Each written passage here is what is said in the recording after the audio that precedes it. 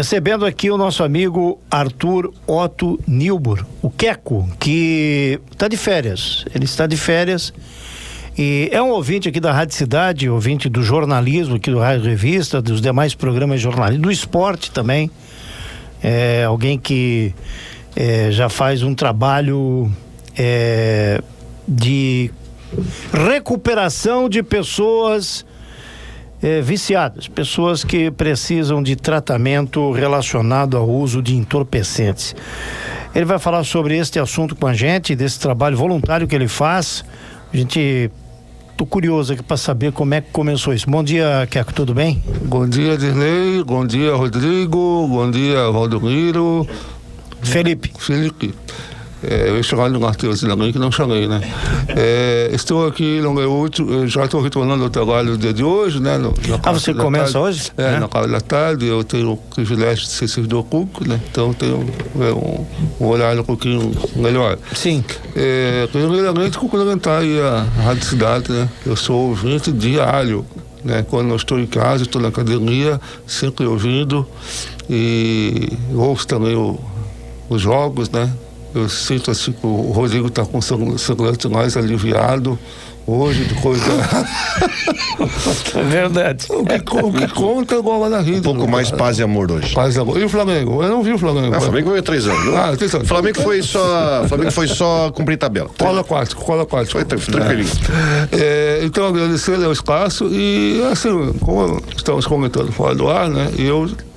Eu tenho um relacionamento com Jesus desde 95, né? Eu tive umas experiências de conversão, né? E desde então eu sempre cheguei à palavra de Deus, o Evangelho, como Jesus tendo um compromisso preferencial com aqueles que sofrem. Ele mesmo disse isso, né? Que se você der uma roupa a quem está nu, se você der comida a quem está faminto, se você der água a quem tem sede, você está servindo a Deus, né? Então, aí, só que lógico, até vir a maturidade cristã, nós temos que desenvolver bastante essa caminhada. E ao longo da caminhada, Deus me direcionou para ajudar esse tipo de situação, né? Um pouco também, não necessariamente com a minha história, mas eu venho de uma geração aí, né? Geração anos 80, onde tudo era possível, né? Você está com quantos anos, cara? Eu estou com 52 no momento, né? Então eu peguei, né? Fazendo as contas, eu peguei bem aquele momento da abertura, né? Onde tudo se tornou possível, e claro que veio as drogas junto, né? Não é um caso específico, mas muita gente que andou comigo. Então eu sempre andei muito próximo disso, né? Eu fui roqueiro, fiz um pouco de tudo na juventude, né? Mas sobrevivi, graças a Deus. E então se tornou habitual para mim, né? Aconselhar, lidar com pessoas com esse tipo de situação. E daí eu acabei mudando, indo para fora, morei 10 anos no Oeste, né? E mais especificamente desde o meu retorno ao Brusque, então eu adotei como meu principal ministério, como principal trabalho, o auxílio a pessoas com dependência química. Mas lá no Oeste já começou esse trabalho ou foi aqui em Brusque? Também trabalhei com isso lá. Lá a gente tinha um trabalho com jovens bem forte, né? Um trabalho com jovens, e é uma outra realidade, tá? Uma realidade bem diferente aqui do Vale, um povo ainda que não tem tanto acesso a universidades, a locais de lazer. Então, às vezes, por isso a droga entra de uma forma diferente, né? Entra até como um escape, um lazer para as pessoas, né? Então, é outro cenário, né? Mas, já naquele momento, a gente fazia trabalho com jovens, e nós fizemos lá um trabalho também na comunidade de São Francisco, fica lá em Campos Novos, né? Também era uma comunidade voltada exclusivamente para homens, né?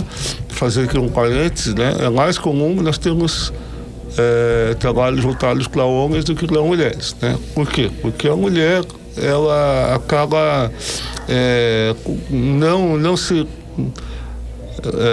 apresentando como dependente, porque muitas vezes ela acaba sendo dona de casa, mãe, e é muito mais difícil para ela essa retomada, né? eu também auxiliei o trabalho lá em Tucoranga, do Serene, né, que esse seria um trabalho exclusivo para mulheres, né? Eu de vez em quando vou lá, né, e é uma outra realidade. Aqui em Brusque, então, nós atuamos lá no TELAC, né, que é o local onde a pastora Lúcia e o Guilherme já vieram aqui, né, falar sobre, e lá, então, são atendidos homens, né, com dependência química.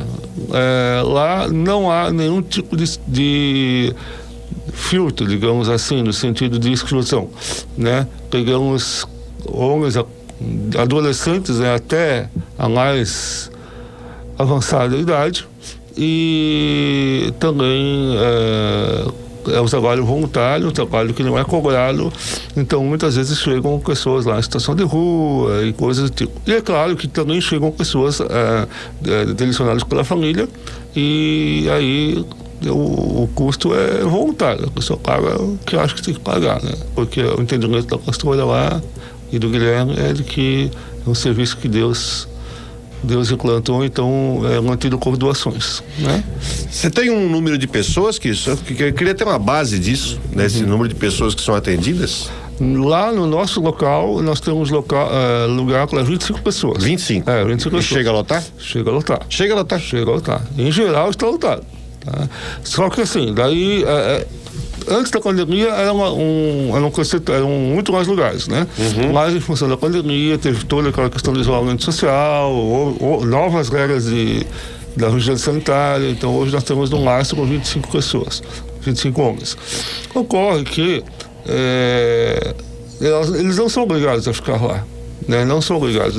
É sugerido que se faça um tratamento de 9 meses, tem um cronograma, mas nós não podemos, né, e não devemos trancar ninguém lá contra a força, né? Então existe a menos que seja um caminhamento judicial, aí sim, aí tem que ser cumprido a sentença do juiz, né? Mas fora isso, as pessoas muitas vezes, quando se sentem melhor, elas saem, né? Então há um rodízio também muito grande de pessoas lá, né? Então nem sempre estão preenchidas as 25 vagas, mas quando não estão preenchidas, nós temos um bom número de pessoas na espera, né? E aí é feita uma triagem, né? Sempre o caso mais grave acaba sendo acolhido. Eu ia fazer pergunta sobre isso, sobre o tempo de permanência. Você já falou aí 9 meses. 9 meses é o mínimo, é uma espécie de máximo? Ou vocês têm casos ali que já tem gente que já está 1 ano, 2 anos, enfim? É assim, cada centro trabalha com uma metodologia, né? Nós entendemos dentro do programa de 12 passos que o tempo médio seria de 6 a 9 meses. Né? Então essa é a metodologia. No nosso caso, a gente sugere 9 meses, por quê? De forma geral, tá? Vão 2 meses para desintoxicação. Tá? 2 meses, aí dependendo da droga, né? Mas dificilmente alguém chega só com maconha, né? Geralmente já está consumindo mais coisas, né?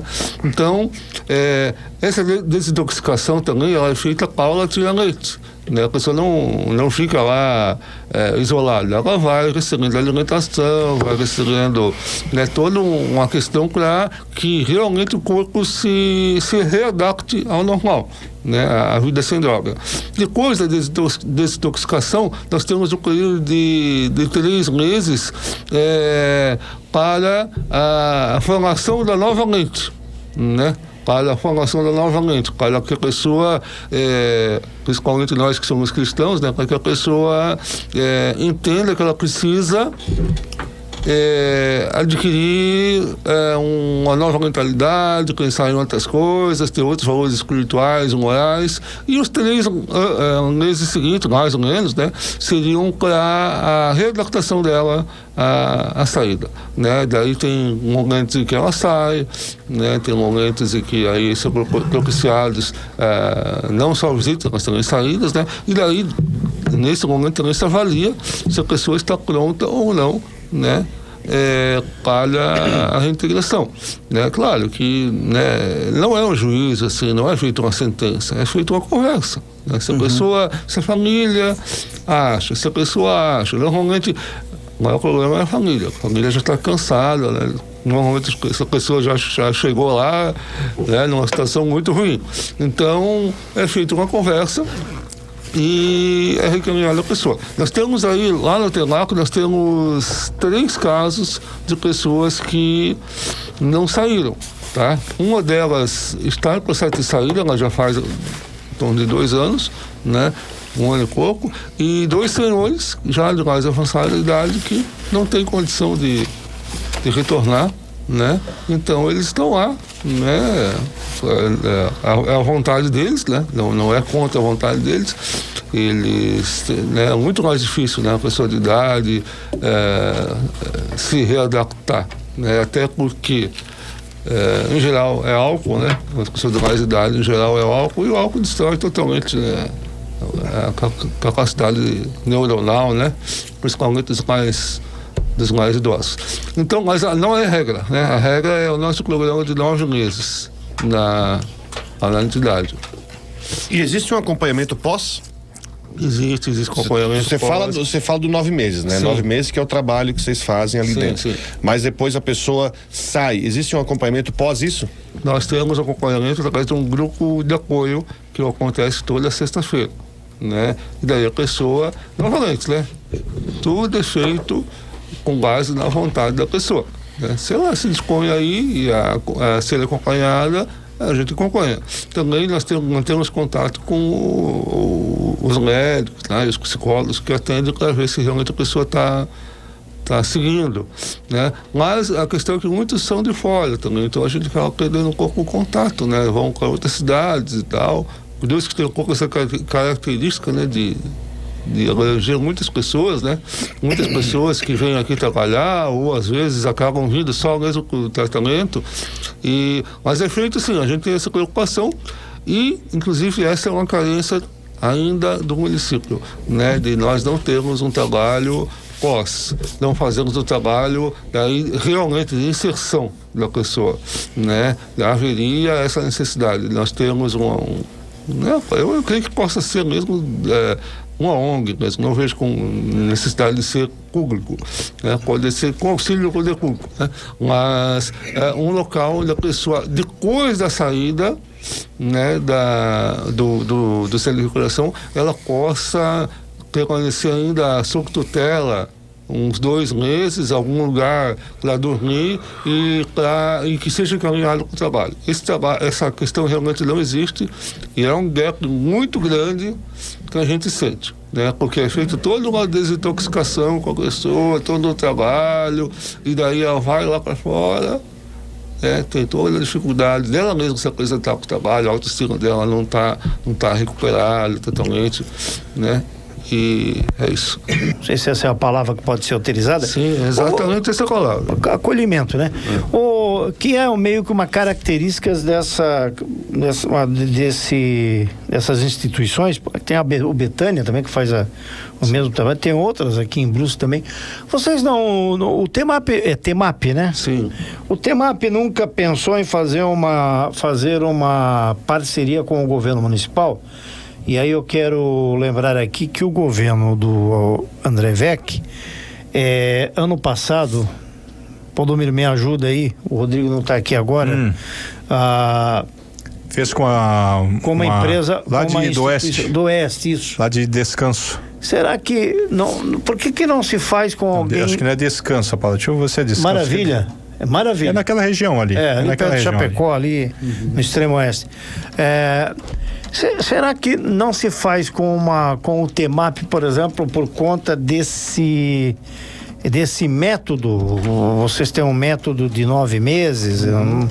Quais são as razões? Você poderia me dizer? Eu desconheço esse convênio com a outra entidade, mas nós temos assim, nossa parceria no sentido da utilização do sistema público de saúde, né, e da estrutura do município.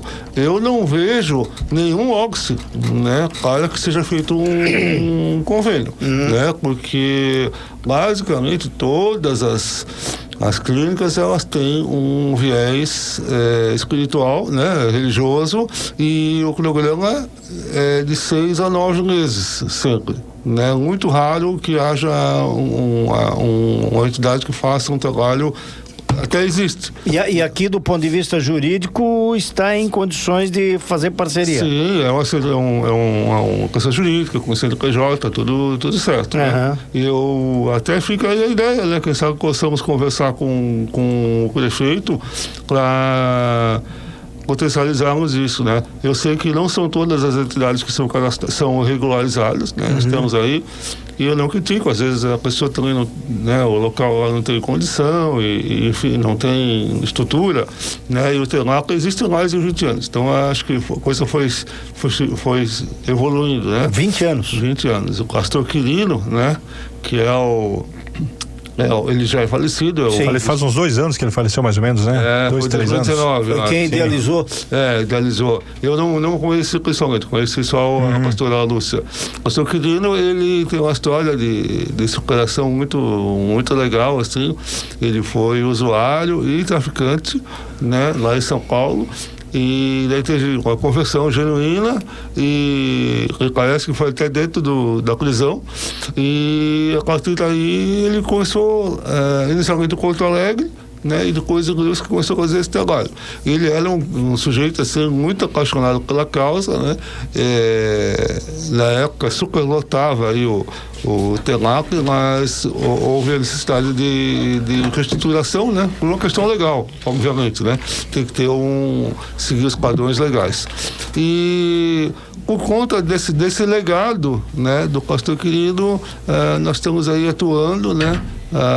Continuando o trabalho dele, né, de uma forma voluntária, atendendo a Brusque e região, né, procurando sempre fazer o melhor.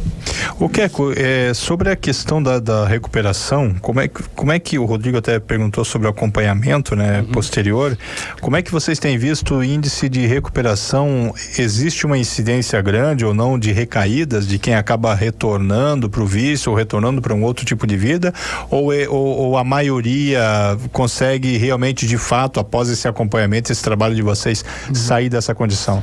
A gente não trabalha com números, né, no centro, mas é assim, ó, qual é a grande situação, Valdomiro?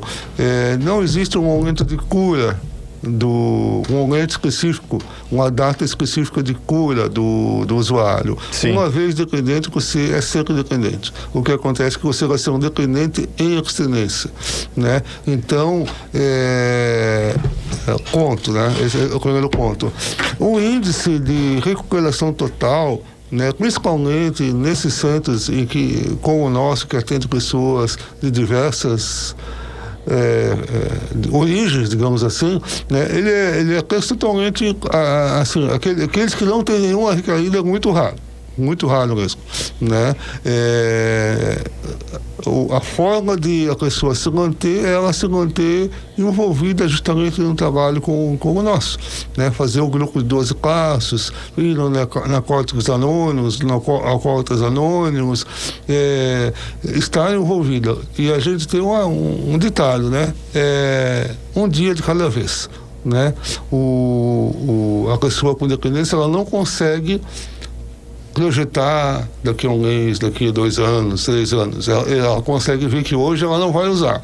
E hoje, superado, quando não chegar na manhã, né? Então, realmente é uma luta muito grande. Quando a pessoa se torna dependente. Por quê? Porque além de todas as outras questões, né? Existe uma dependência química, né? O cérebro acaba se tornando dependentes daquilo. E para você tirar isso é um longo processo, né? Os especialistas costumam dizer que a drogadição, a dependência, ela é um fenômeno biopsicossocial, né? É biológico, né? Pode ter uma predisposição genética para usar, né? Você tem uma questão psicológica, né? Geralmente o usuário vem acompanhado de depressão, de ansiedade, né? Algo nesse tipo, e social, geralmente tem a ver com o tipo de ambiente que você está envolvido. E para haver a cura efetiva, né, ou a abstinência efetiva, você tem que trabalhar nesses 3 setores, né? Então, por exemplo, o setor social é muito difícil, porque essa pessoa é uma pessoa com condições ruins financeiras, ela vai acabar voltando para o mesmo local onde ela veio, né? Claro, não estou querendo dizer que, né, não é um preconceito, é uma análise, né? Nada impede dela também voltar com outra cabeça e começar a influenciar positivamente as pessoas ao redor dela. Mas para isso ela precisa ter uma baita de uma estrutura, né? E então veja como é árduo isso, né? Como é difícil esse trabalho. Então nós dizemos o seguinte: um dia de cada vez, né? Caiu, meu caro, levanta, se cura e continua, né? Esse é o princípio que a gente trabalha. É uma luta permanente, né? Permanente. E a gente sabe também, né? Agora eu vou estar um pouco com o meu lado, que é uma luta espiritual. Sim. Né? A gente tem uma questão espiritual muito forte, né? Aí cada um com sua crença, né? Mas eu vivo isso no dia a dia. A gente sabe que existe uma batalha espiritual aí querendo fazer com que a pessoa caia, né? Porque não interessa aí as trevas que haja essa melhora, né? Então tudo isso aí já é desafiador, né? Mas o princípio é amor, né? Você tem que ter amor, né? Lembrar que aquela pessoa dependente, aquela pessoa que chega numa situação ruim, é um pai, um filho, né? Um irmão de alguém e que merece ser tratado. Ô Keco, você falou uma coisa que eu queria desenvolver. Você falou o seguinte, que existem pessoas que chegam para fazer esse tratamento, esse processo, até indicadas por meio justiça, né, judicial. Tudo bem, mas acredito que não são todos desse jeito. Tem as pessoas... É a minoria. Muito bem. Como as pessoas chegam até você? A minha pergunta é a seguinte: chegam trazidas por alguém, por um parente, às vezes, pai, mãe, filho, filha, tio, chegam sozinhas, porque eu penso o seguinte, né? A pessoa tem que ter, primeiro, se a pessoa chegar, enfim, que não seja por via judicial, ela tem que chegar com uma predisposição, assim, eu tô a fim de mudar. Eu tô a fim de sair disso, tô sabendo que isso aqui tá destruindo a minha vida, tá criando problema na minha família, tá criando problema no meu convívio social. Como que essas pessoas chegam? Né? Chegam, elas são indicadas por outras pessoas ou elas vão sozinhas lá e bater na porta e falam, tô precisando de ajuda? Olha, em geral elas são levadas pela família, pelo familiar. Mas aí, quando a família deixa ela lá na entidade, a gente faz uma entrevista com a pessoa e se certifica de que realmente ela quer permanecer. Está predisposta, né? a mudar, não só passar um tempo lá. Exatamente, porque inclusive eu falei da questão judicial, são os casos de menor eficácia, porque a pessoa vai lá porque obrigado. Decidiu, porque obrigado. Automaticamente a parte da vontade já perdeu. Certo. Né? Então é comum que a família traga, né? E daí a gente é combinado, conversar com a família e tal, mas jamais a pessoa internada sem o consentimento, sem a vontade dela. Por uma questão legal, lógico, mas não só por isso, por uma questão de eficácia no tratamento, né? Você não vai curar ninguém que não quer ser curado, isso não existe, né? E também, como o TENAC ele fica numa região muito movimentada, tem pessoas que também vão de forma voluntária, né? E lá sabem que é lá, batem a campainha, é raro, mas tem alguns casos. E tivemos casos também, ano passado até um caso de um senhor que infelizmente veio a falecer depois, e ele levou uma surra, foi maltratado por pessoas e deixaram ele lá na porta estendido, sabendo que lá é um local de cuidado, né? Aí foi pego, contactamos a família, que era de Joinville, mas infelizmente ele estava muito machucado e veio a falecer depois, né? E também ele é usuário, mas naquele momento ele tinha problemas maiores do que aquilo, né? E então, mas em geral são familiares que trazem, e aí é feita toda uma a gente chama uma anamnese, né? Uma entrevista para ver quais são as condições da pessoa e até para ver se a família tem condição, né, de ajudar, né, com alguma oferta, porque a gente entende que é um trabalho voluntário, mas é interessante você comprometer a família. Você tem que comprometer a família nesse processo, né? Entender que lá não é um depósito de pessoas que você deixa a pessoa lá e pronto. Né? Inclusive é feito um trabalho com as famílias também, determinados finais de semana, né? E esse é o nosso método. Os recursos vêm então de famílias ou tem alguma outra fonte de condições aí para manter a instituição? Os recursos vêm de doações de pessoas físicas e jurídicas e das famílias que internam as pessoas, né? Vocês às vezes não têm uma preocupação quanto à periculosidade do trabalho? Por exemplo, de você ter alguém ali que está numa fase que já não tem mais de fazer esse diagnóstico, né? De alguém que já não tem mais noção de segurança e que pode colocar em risco a segurança de quem trabalha ali? Sim, é um trabalho de risco, tá? É um trabalho de risco. Já aconteceu? Não aconteceu. Não aconteceu. Quando nós temos alguém que está totalmente fora das suas faculdades mentais e não se gele mais. O que é alguém fora das faculdades mentais? Dá um exemplo pra gente. É uma boa pergunta. Agressivo seria a palavra? Alguém que não consegue gerir a sua própria vida e que não consegue tomar banho, não consegue literalmente expressar sua vontade. Então essas pessoas que ali estão, elas ainda têm essa noção, vou tomar banho, higienização, vou me cuidar, então tem essa noção. Tem essa noção, porque se não tiver isso, aí o TENAP não é o local adequado. Sim. Aí ela precisa ser encaminhada para um local tipo KGD, tipo um local que tem cuidadores. De enfermagem, de enfermagem. Depois médico, no caso. Nós não temos essa estrutura e o caso daquele rapaz que morreu, por exemplo, ele estava sendo encaminhado para uma entidade dessas, mas nesse meio tempo ele faleceu. Nós não temos estrutura de enfermagem, então isso aí não podemos assumir de forma alguma, né, seria uma irresponsabilidade. As pessoas que vão lá, elas minimamente, elas têm consciência e têm autonomia. Claro, aí vão criar situações, né? Chega lá o viciado em crack, por exemplo, ele vai ter no início muita dificuldade, né? Porque ele está com as funções até motoras comprometidas. Mas com o tratamento ele vai melhorar, vai ficar 100%, né? Fisicamente falando, né? Mas se vê uma pessoa já numa situação totalmente de falta de uma situação de pré-morbidade, digamos assim, ela é encaminhada, tem que ser encaminhada para outro local.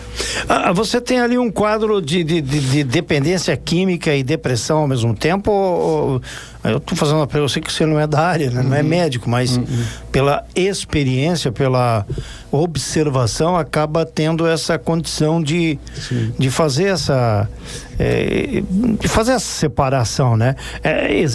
Geralmente quem está nesse caso de dependência química, ele também está associado à depressão, por exemplo? Eu já porque a depressão é uma situação que te deixa abatido, né? Você realmente está entregue, né? Aí você está, por isso que eu fiz aquela pergunta das faculdades mentais, você já não tem mais interesse, né? Exatamente. Eu até respondi a pergunta da Valdomiro, que a dependência é um quadro biopsicossocial, né? Então tem um componente biológico, químico, né? Que inclusive pode ser genético, né? Existe a questão social do meio onde você está envolvido, mas sim, tem a questão psicológica. Eu nunca vi um quadro de dependência que não tenha uma ansiedade, uma depressão junto, né? E nós não conseguimos avaliar muitas vezes o que veio primeiro. Se veio a dependência, depois a depressão, ou a depressão, né? Sim. Mas estão juntos até porque, se você for analisar, o cérebro ele vai ser prejudicado com o consumo e automaticamente ele vai a própria questão os hormônios, a produção de hormônios, ela também vai ser prejudicada. Então automaticamente vai levar a um estado de depressão. Muito bem. 8h48, como eu digo, sempre, o tempo é nosso adversário. Obrigado, meu caro Queco. É sempre bom conversar contigo e de um assunto de tamanha importância e necessidade aí na sociedade que vem sofrendo com, infelizmente, várias famílias, várias pessoas sofrendo com essa situação, e é preciso a gente fazer isso, esclarecer. E o trabalho que a gente fez hoje aqui contigo é passar informação para as pessoas procurarem. Eu que agradeço aí a equipe da Rádio Cidade pelo trabalho muito bom do jornalismo, né? E é isso, estamos abertos, né?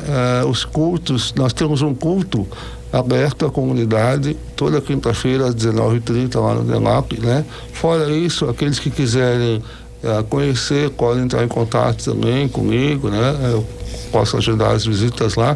É importante, sabe? Eu sempre digo para os meus amigos assim, aqueles que não são da área, né? É importante conhecer, né? É importante saber que existe, e todos nós sabemos que a vida não é um mar de rosas, né? Mas é importante a gente conhecer que há alternativas para os problemas e as situações que nos afetam, né? Deixo aí para todos um abraço, uma abençoada semana, e que o Deus que nos traga alegria e volta a jogar bem. Um abraço aí para todos.